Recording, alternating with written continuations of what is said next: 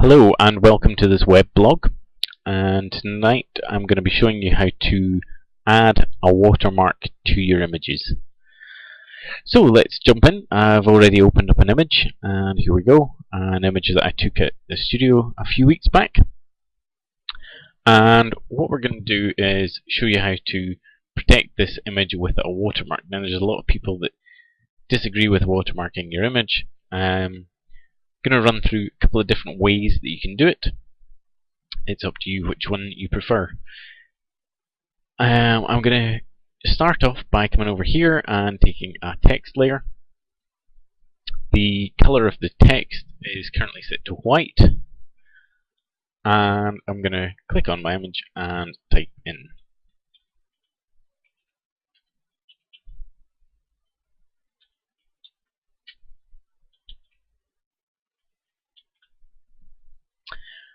so there's my text, there's my information.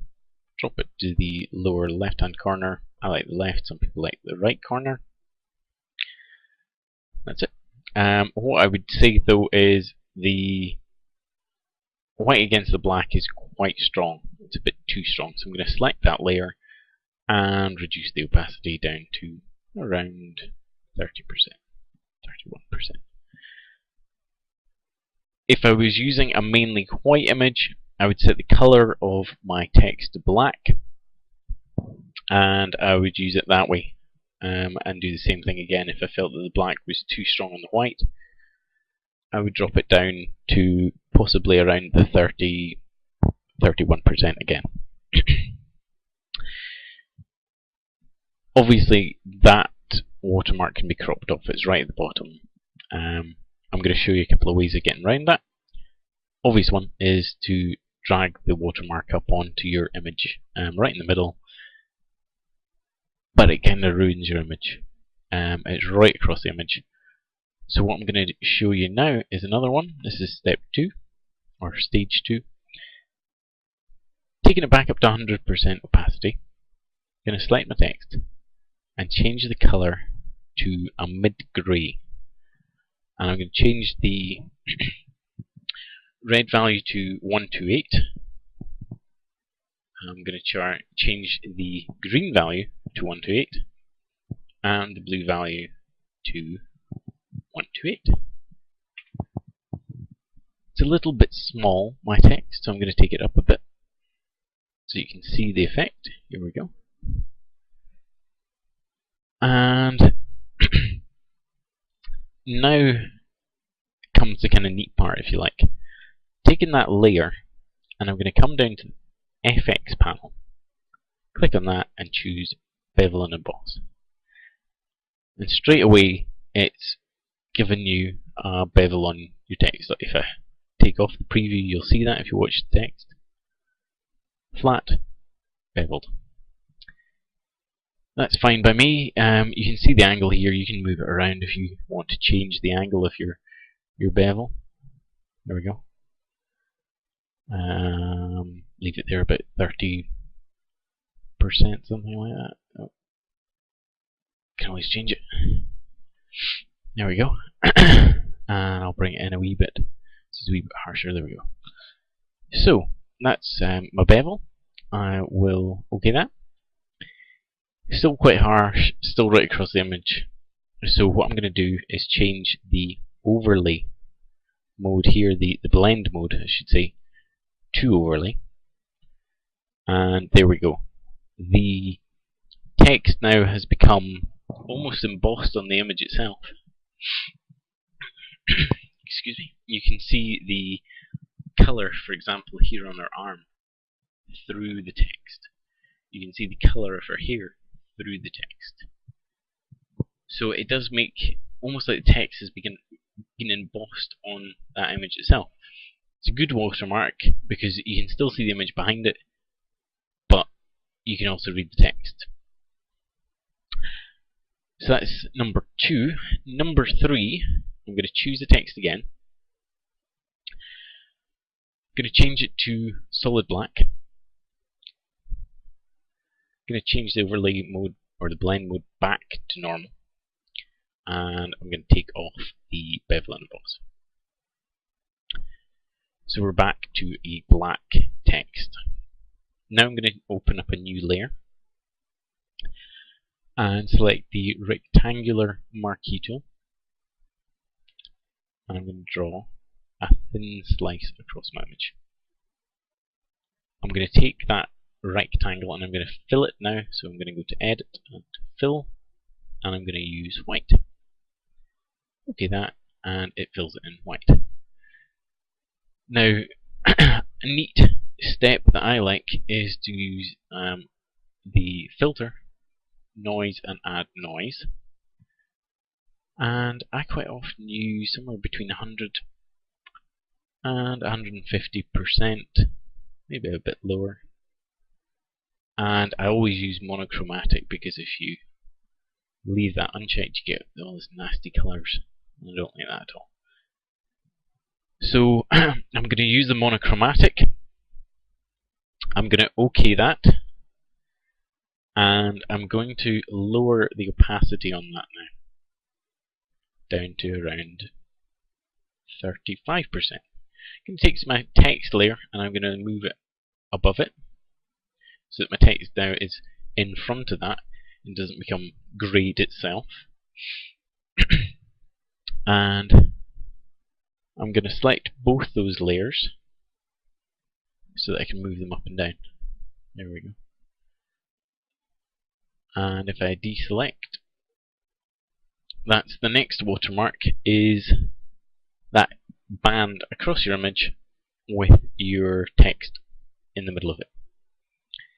It's a very robust watermark because, to remove this, you're essentially having to crop it out.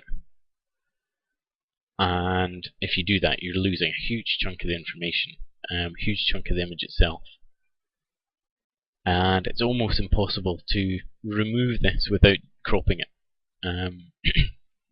You can still see the image through the watermark, but it does degrade your image by quite a chunk. So not always an option. What I will now suggest, though, is the fourth method. That was number 3. I'm going to show you the fourth method, which is the one that I use. And I believe it's probably the most robust, in that you can protect your images, but you don't have any loss of the image like this, where you're losing the image. It doesn't look very good. A lot of photographers don't like destroying their images before they put them online. So what I'm going to do is I'm just going to delete this layer, and I'm OK. So I've still got my text. I'm going to select my text, and I'm going to drop the size down to 30 points, change it back to the white layer that I showed you at the start, and I'm going to move that down to the bottom left, and I'm going to drop the opacity down to 28, around the 30 marks where I like it. So there we go. Happy with that, but that can easily be cropped off. So what I'm going to show you is the next step, and what I will do is I go layer and flatten, because the filter that I'm going to apply, it only does it to one layer, and I want both of these, the text layer and the image, to be in one layer. The filter that embeds the watermark also uses 8 bits, and I know at the moment this is a 16-bit image. So I'm going to go to Image, Mode, and change it to 8 bits. And then this is where the filter comes in. You go Filter, and Digimark, and I'm going to embed a watermark. Now, Digimark has been a filter that's been included with Photoshop for quite a while now. I believe that Photoshop Elements has it, Photoshop CC has it, because that's what I'm using. I know that CS6 has it, I'm sure that CS5 has it, probably 4 and 3 as well. If not, you can download it from the Digimark website as a filter, and I'm sure it'll work. Anyhow, in the filter menu, this is what comes up, and here is my Digimark ID, and that relates to me. It means that if that ID number comes up in an image, it knows that that's me, knows what my website is, knows my contact details. So I'm going to embed this here. It's restricted use, it's saying do not copy, and I've left off adult content because it's not an adult picture. I normally set the watermark durability using the slider to 2 or 3. There's 2, 1, and up to 4. I'll go for 3. As it says here, at number 1 it's less visible, but it's also less durable, and at number 4 it's more visible, but more durable. And what that means is when it embeds the watermark, if you zoom in to maybe 100, 150%, you might see a slight color variation on your image. That's the watermark. If you don't want that, you're going to have to go for like a lower number. So I'm going to go for 3. I know that works quite well for me. I'm going to OK that, and it will embed the watermark directly into the image, which means that if it's cropped out, or for example my watermark at the bottom, if that's cropped off, the digital watermark is still embedded. And if someone crops it several times, the watermark's still there. So there we go, that's it now finished. And it's showing me here that the watermark strength is somewhere between medium and high, near high, so I'm happy with that. Click OK, and that's it done. So now when I save this, the watermark will be part of the image. And as I say, if someone crops off the Graham Web photography part, the watermark's still there. And I can track that using Digimark. Digimark is a paid-for service. You can have different levels of membership. And at the first level, you can embed, but you can't track. The next level up, you can embed, but you can also track your images. So it will show me if someone's using this image somewhere on the internet, it will flag up. And if I haven't given them use of this image, I can alert them and say you've got no right to use this image, and take the appropriate action. It doesn't matter whether my name's cropped off or not. The watermark is embedded digitally, and I do this with all my images for use on the internet, because it works really well, doesn't destroy the image, and you can track it. So that's the 4 different methods of watermarking your images online. When it comes to saving, I personally would save it at a JPEG with the long side of the image at 600 pixels with a resolution of 72 dpi, which makes it quite a small image, probably unusable for printing or use elsewhere on the internet. And even then, as I say, my Digimark watermark is embedded, so if it was to ever be used without my consent, then I can prove that it's mine, and I can also track it.